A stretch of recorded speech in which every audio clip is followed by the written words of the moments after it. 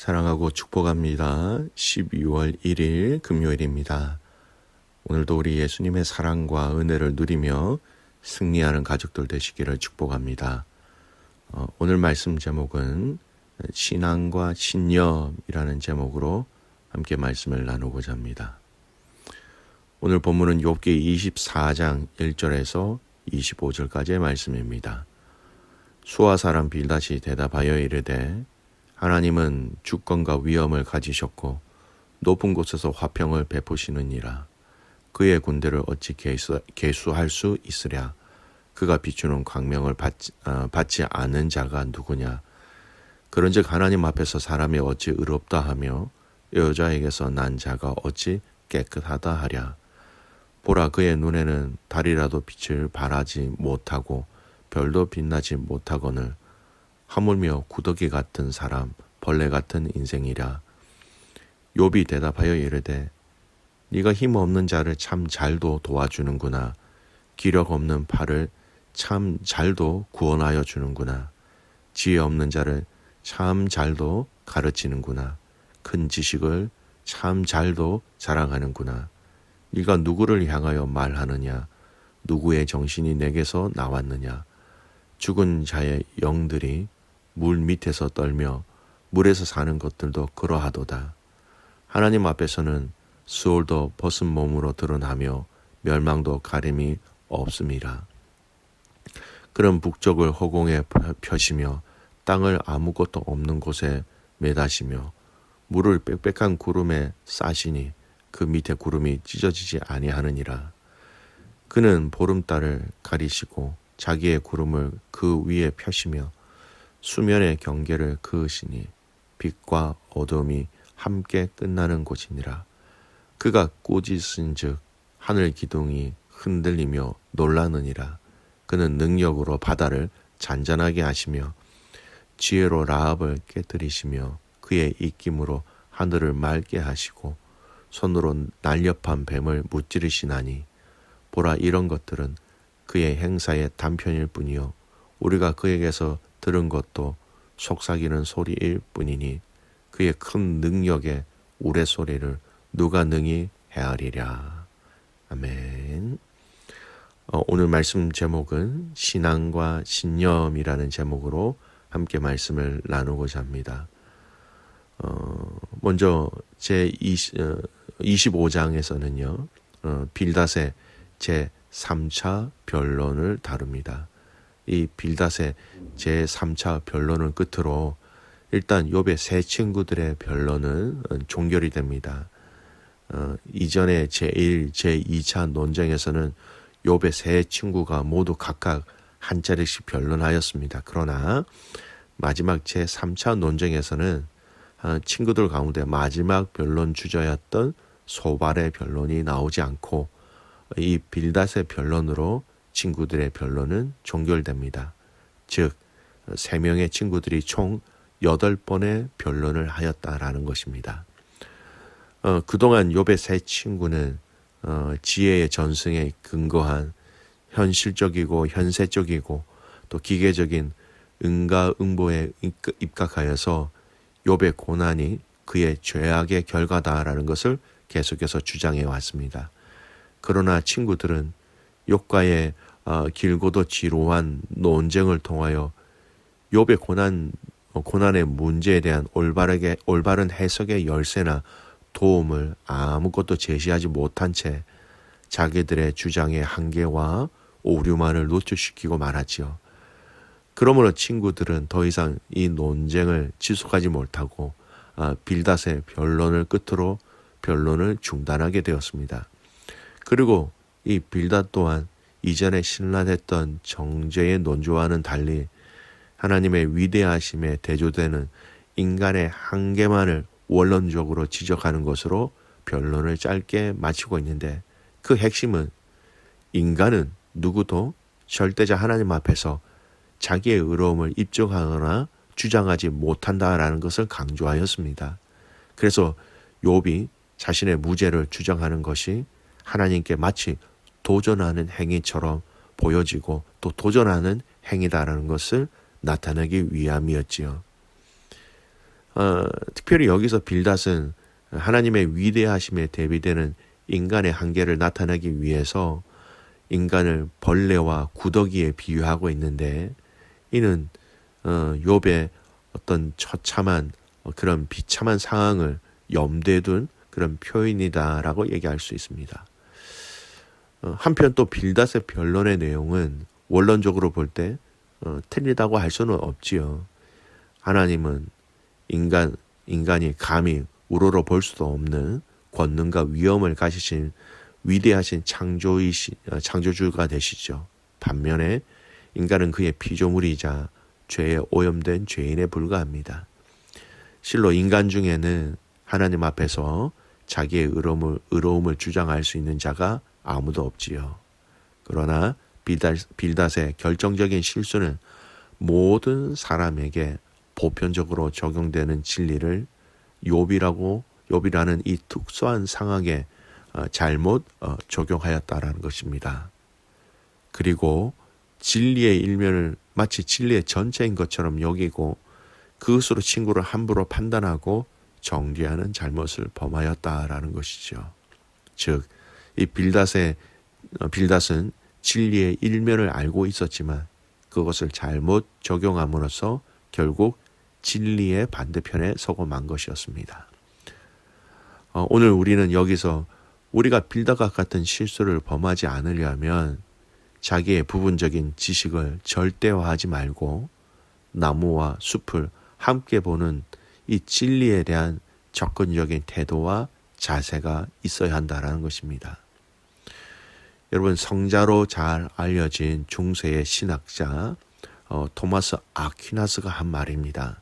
그가 이 말을 하였습니다. 한 권의 책을 가진 자를 조심하라. 여러분, 이게 무슨 말일까요? 그는 편협한 지식이나 경험에서 나오는 편견이나 평양성에 대한 경고를 하고 있는 것입니다. 즉, 이 말은 한 권의 책만 읽은 사람은 그 지식과 사고의 틀이 좁고 그 좁은 틀이 만들어 놓은 아직과 편견의 늪에 빠져버리기 때문에 흑백 논리와 아니면 확증 편향이라는 이성적 사고의 마비로 발전하게 된다. 이것을 경고하고 있는 것입니다. 어떤 사람이 그런 사람인가 아닌가를 구별하는 것은 그렇게 어렵지 않습니다. 대화 몇 마디만 나누어 봐도 쉽게 판가름할 수 있지요. 나와의 경험도 그렇지만 주변의 평판만 들어도 쉽게 파악할 수 있는 것입니다. 그리고 만약 그런 사람이라면 그냥 피하면 되는 것이죠. 그와의 시간을 줄이거나 만들지 않으면 될 일이니까 그렇게 어렵지는 않습니다. 이 토마스 아퀴나스 이 신학자의 명언을 접하면서 혹시 나는 그렇게 책 한 권 읽어보고 세상을 다 아는 것처럼 구는 사람처럼 편견과 편향성을 가지고 있지 않은지 우리는 우리 스스로를 잘 돌아보며 점검해야 된다는 것이죠.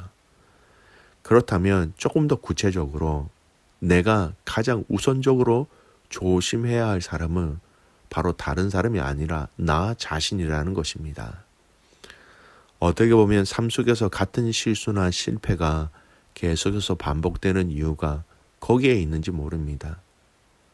판단의 결과물이 그렇게 좋지 않은 이유도 그렇고 가족과 지인들 또는 동료들과의 대인관계에 문제가 생기는 이유 또한 바로 그런 나의 모습에서 만들어지는 결과일 수 있다는 것입니다.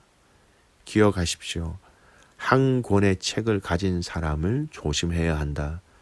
그 대상이 남이 될 수 있고 나 자신이 될 수 있다는 겁니다. 한 걸음 더 나아가 보겠습니다. 사람은 믿음의 존재라고 말할 수 있습니다. 왜냐하면 사람은 누구나 자신이 믿고 있는 대로 생각하고 말하고 행동하기 때문입니다. 사람의 믿음을 뜻하는 대표적인 단어가 신념과 신앙입니다. 신념과 신앙은 언뜻 보면 같아 보입니다. 둘 다 믿음에 대해서 말하고 있는 것처럼 비슷한 것 같습니다. 하지만 여러분, 신념과 신앙은 본질적으로 다릅니다. 그래서 살아가는 방식도 다릅니다. 그렇다면 여러분, 신념과 신앙은 어떻게 다른 것일 거예요? 신념은요, 내가 믿고 있는 것입니다. 우리는 굳은 신념을 가지고 살아가는 사람들을 보게 되지요. 신념이 강할수록 확신에 차 있고 자신만만하게 보입니다. 그래서 때때로 신념이 강한 사람이 부러울 때도 있지요. 신념은 믿을 신에 생각할 염이라는 한자를 쓰고 있습니다. 사전적으로 의미의 정의는 굳게 믿는 마음입니다. 그래서 신념은 내가 믿고 있는 가치, 사상, 제도, 힘 등을 뜻한다라는 겁니다. 도덕적인 가치와 기준도 신념이 될 수 있고, 내가 소유하고 있는 물질과 힘도 신념의 일부일 수가 될 수 있으며, 내가 자라온 환경과 제도, 그리고 내 정신 세계에 영향을 준 지식과 사상도 신념이 될 수 있습니다. 많은 사람들이 자신의 신념에 따라 행동하고 말하고 살아갑니다. 신념이 일종의 자신의 삶의 기준으로 자리 잡고 있다라는 것입니다. 그리고 그 대상도 자기 자신에 기초하여 믿는 것입니다. 반면에 여러분, 신앙은 무엇일까요? 신앙은 우러러 믿는다라는 뜻입니다. 내가 닿을 수 없는 존재인 하나님을 우러러 믿는 것이 신앙이라는 겁니다. 신앙은 믿고 받든다라는 의미입니다. 그래서 이 신앙은 기준이 내가 아니라 하나님입니다. 기독교에서 믿음을 신념이라 하지 않고 신앙이라고 하는 것도 이것 때문입니다. 신념은 나의 노력이나 경험으로 얻은 가치와 기준에서 생겨나는 것이라면, 신앙은 전적으로 위로부터, 즉 하나님으로부터 오는 것이 바로 신앙입니다. 신앙을 주신 분도 하나님이시고 신앙을 견고하게 하시는 분도 하나님이시죠. 그래서 신념에는 초월이나 신비가 없지만 신앙에는 초월과 신비, 그리고 하나님의 능력이 나타납니다. 하나님의 세계가 내 삶으로 들어오는 것이 여러분 바로 신앙이기 때문입니다. 신앙은 내가 믿는 것 아니라 믿게 하신 것입니다. 또한 그 믿는 것의 기초와 출발은 내가 아니라 하나님이라는 것이지요. 사랑하는 귀한 믿음의 가족 여러분, 우리는 신념이 아니라 신앙으로 하나님 앞에 우리의 삶을 살아가는 존재입니다. 내가 아니라 하나님을 기준으로 하여 살아가는 존재가 우리 믿음의 성도라는 것이지요. 사랑하는 귀한 믿음의 가족 여러분, 오늘 신념은 불안합니다. 신념은 나 중심적입니다. 그래서 그 신념이 아니라 신앙, 하나님을 중심으로 우리의 신앙생활을 살아갈 때에 거기에 삶의 열매와 감사와 기쁨과 또 하나님의 놀라운 은혜가 그곳에서 부어지고 있다라는 것이지요. 오늘 이 말씀을 우리 삶에 잘 적용해 보았으면 좋겠습니다. 철저하게 나 자신을 내려놓는다. 나의 에고를 내려놓는다.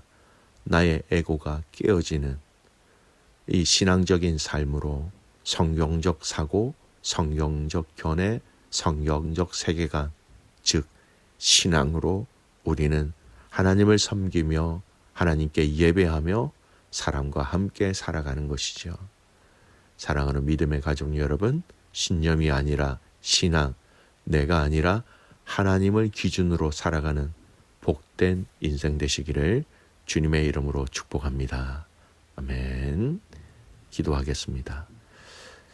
참 좋으신 하나님 아버지, 하나님의 크신 은혜와 사랑에 감사와 찬송과 영광을 올려드립니다. 하나님 아버지, 우리가 이 땅에 살아가면서 내가 경험한, 내가 깨달은 것으로 살아가는 것이 아니라 하나님이 우리에게 알려주신 하나님께로부터 시작되어지는 그 은혜와 사랑과 지식과 능력으로 살아가는 우리의 삶 되게 하여 주시옵소서.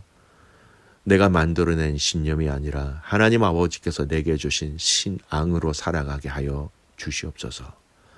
하나님, 이 신앙으로 하나님을 더 많이 알게 하시고 더 풍성히 경험하게 하시고 더 깊은 하나님을 경험하게 하시고, 그래서 이 신앙을 통하여서 우리에게 주신 우리의 삶의 이 길을 끝까지 순종하며 감사하며 완주하게 하여 주시옵소서.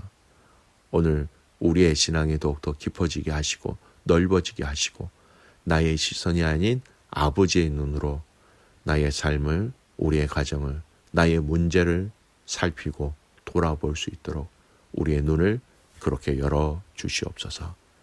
그렇게 하실 주님을 신뢰하며 살아서 역사하시는 예수님의 이름으로 기도드리옵나이다. 아멘.